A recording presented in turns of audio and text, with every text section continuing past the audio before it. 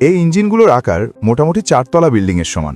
আমাদের চোখে ধরা না পড়লেও সমুদ্রের বুকে ভেসে থাকা প্রতিটি বিশাল কার্গো জাহাজের হৃৎপিণ্ডে দিনরাত ধুকধুক করে চলে সেই শক্তিশালী ইঞ্জিন।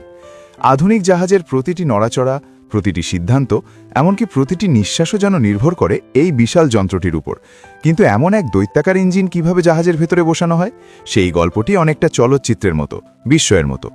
একটি জাহাজের ইঞ্জিন কেবল এগিয়ে চলার শক্তিই দেয় না, পুরো জাহাজের বিদ্যুৎ সরবরাহ, ন্যাভিগেশন, পানির চাপ নিয়ন্ত্রণ, কুলিং সিস্টেম, সবকিছুর প্রাণশক্তি এই একটি ইঞ্জিন থেকেই আসে। তাই এর স্থাপন প্রক্রিয়া কখনোই সাধারণ কোনো মেশিন জোড়া লাগানোর মতো নয়। ইঞ্জিনের ভেতরে থাকে হাজারো অংশ, piston, crankshaft, sensor, electronic control unit, fuel system. প্রতিটি অংশ নির্দিষ্ট মাইক্রোমিলিমিটার নিখুঁততায় বসানো জরুরি, কারণ এটুকু অমিল ভবিষ্যতের বড় ধরনের বিপর্যয়ের সূত্রপাত হতে পারে। ধরা যাক ক্র্যাঙ্কশ্যাফট সামান্য বাঁকা হয়ে বসানো হলো, এর ফলেই পুরো ইঞ্জিনে শুরু হবে অস্বাভাবিক কম্পন। এই কম্পন ছড়িয়ে পড়বে প্রতিটি উপাদানে, যার ফলে যন্ত্রাংশগুলো দ্রুত ক্ষতিগ্রস্ত হতে পারে, আর এক মুহূর্তেই থেমে যেতে পারে জাহাজের একমাত্র শক্তির উৎস। এমন পরিস্থিতি শুধু আর্থিক ক্ষতিই ডেকে আনে না, ঝুঁটিতে পড়ে শত শত নাবিকের জীবনও। তাই স্থাপন প্রক্রিয়াটি চলে ধীরে, নিয়ন্ত্রিতভাবে, যেন প্রতিটি অংশ বসে ঠিক সেইভাবে যেভাবে সেটি বহু বছর সমুদ্রের প্রচণ্ড চাপেও স্থির থাকতে পারে।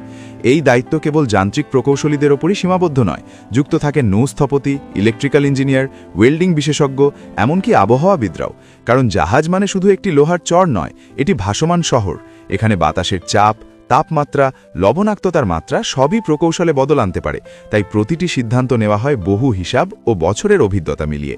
প্রথম ধাপে বিশাল ক্রেনের সাহায্যে ইঞ্জিনের মূল অংশগুলো তোলা হয় জাহাজের হুলের ভেতরে। এক একটি অংশ এত বড় যে সেগুলো তুলতে কয়েক ঘন্টা সময় লাগে। তারপর আসে সূক্ষ্ম কাজের পালা, ছোট ছোট যন্ত্রাংশ বসানো। প্রতিটি অংশ বসানোর পর পরীক্ষা করা হয় একাধিকবার, যেন কোনো স্ক্রু অল্প ঢিলা না থাকে, কোনো অংশ সামান্য মেকে না যায়। কারণ সমুদ্রের ভেতরে চলা যন্ত্রের জন্য প্রতিটি স্ক্রুয়ের শক্তিও হয়ে ওঠে জীবন মৃত্যুর প্রশ্ন।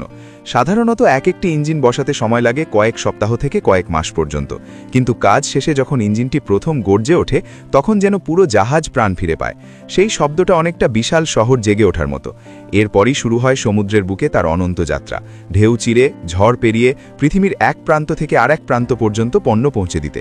বিস্ময়ের বিষয় হলো, আমাদের প্রতিদিনের ব্যবহার্য প্রায় সব কিছুই কোনো না কোনোভাবে এই জাহাজগুলোর মাধ্যমে এসেছে। পোশাক, মোবাইল, খাবার, গাড়ির যন্ত্রাংশ।